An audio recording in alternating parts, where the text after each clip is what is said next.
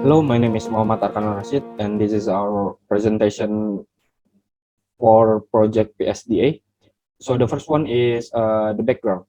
The background is the development of software technology for the field statistic provide lightness and convention for processing, elaborating, and then calculating data.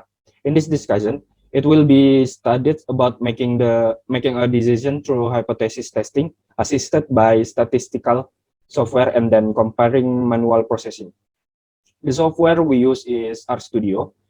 RStudio was chosen because it has a design for data analysis and development and its ability to cover almost all lines in data analysis, such as easy to perform data transmission and processing, produce very good graphic and can create interactive web-based application, and it's available in many packages.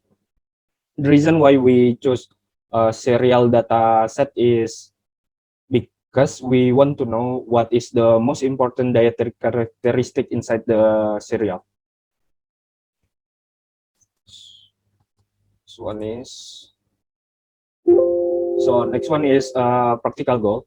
The aim of this practicum are the first one to find out the hypothesis testing of the data and the type of hypothesis testing.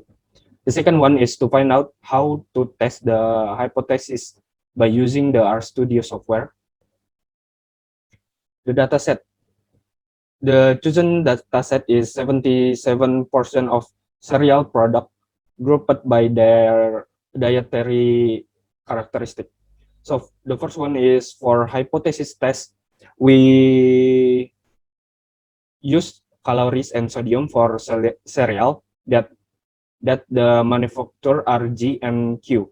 As the manufacturer of the cereal are different, we assume that the expected result will be also different for both cereal, but we don't know for sure if it will be different. Thus, we will conduct our hypothesis test.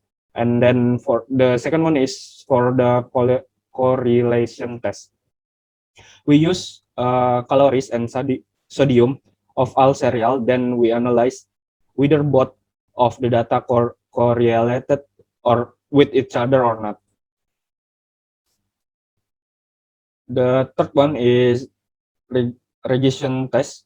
We will examine the relationship between the calories of cereal from all manufacturers and their fat. And the last one is for the goodness of fit test. We use the cup are used frequently by the manufacturer. We will analyze it on the data analyzing using 0.05 as our significant level for our test and assuming equal proportion. So that's all for me. Thank you very much.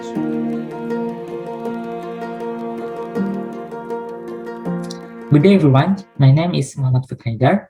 I'm from the Group 7 Star Hunters from the course Probability and Statistical Data Analysis, Section 7. This time, I will briefly explain the data analysis in our Project 2 with some of the tests that we carry out. First, we test the hypothesis with two sample tests.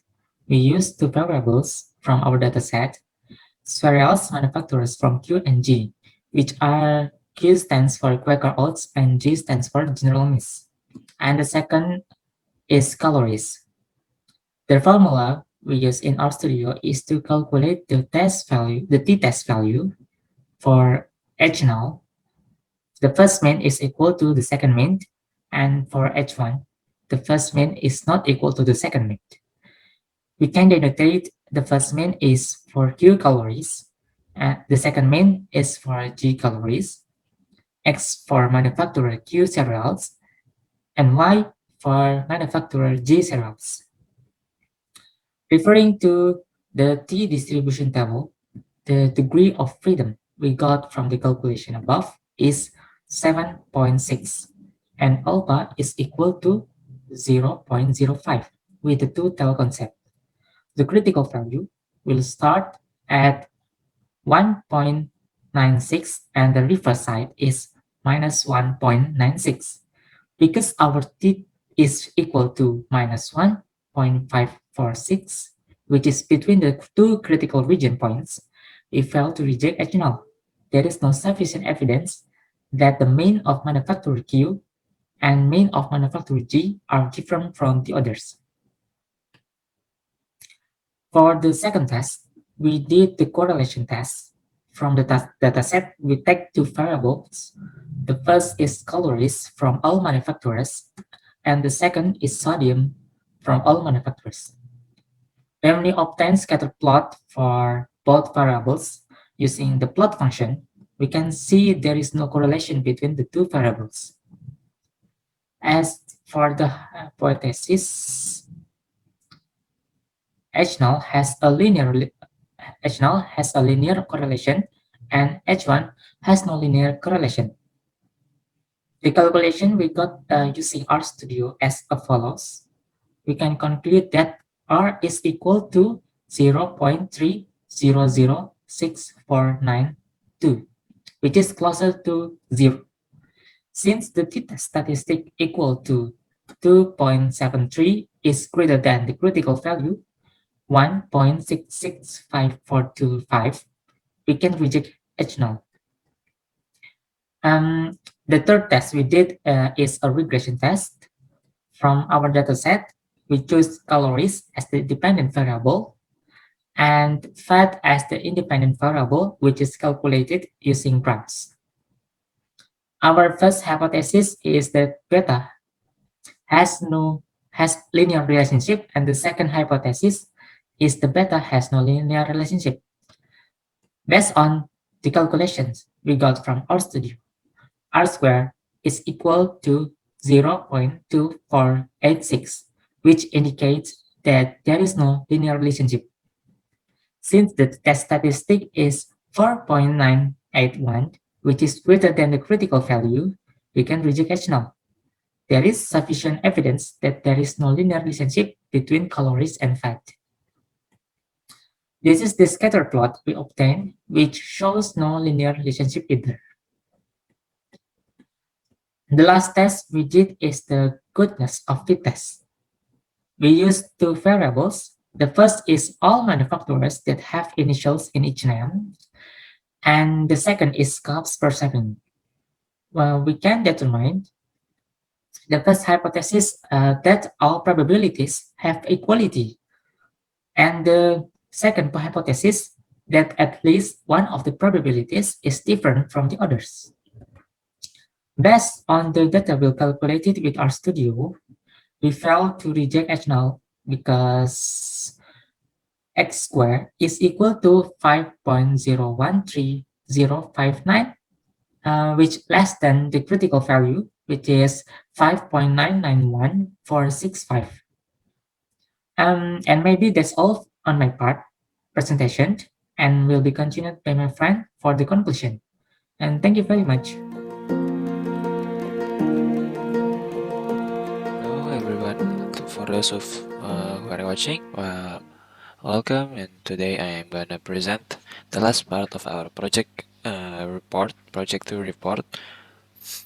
So here we have the conclusion. So from all the tests that have been conducted, from the hypothesizing sample until to the goodness of it and the rest of that, we our group concluded that the contained calories differ in their mean respectively for the General Mills and Quaker Oats cereals manufacturer. We take the inferential after conducting the hypothesis testing on two samples. There is no strong evidence that supports both manufacturers have the same number of calories. We also do the test to find out if there is any correlation between calories and sodium of all cereals from the manufacturers that the calories directly proportional to sodium. The result of the test is no correlation between them. That supports if more calories mean the higher cereal might contain sodium.